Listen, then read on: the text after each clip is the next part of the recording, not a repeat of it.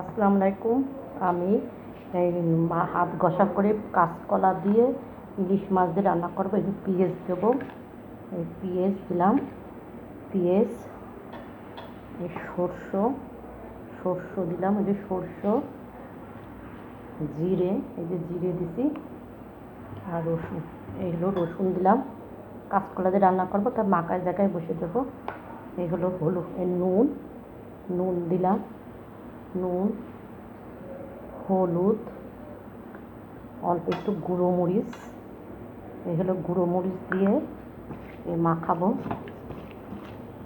মাখাই দিয়ে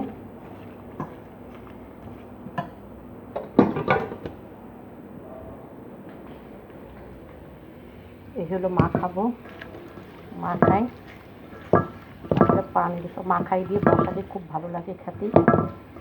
মাখাই দিছি। আর এই যে আলু ভাজা হচ্ছে চুলে, ফ্রাইড রাইস হচ্ছে, মাখাই দিয়ে এই যে মাখাবো, মাখাই দিয়ে এবারে বসাই দেবো।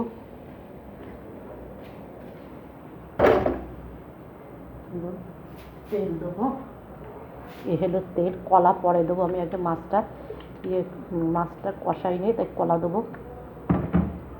তেল দিলাম, তেল দিছি, তেল দিয়ে একটু পানি দেবো।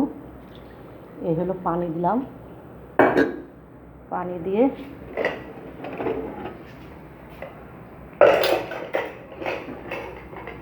যে বসাই দেবো।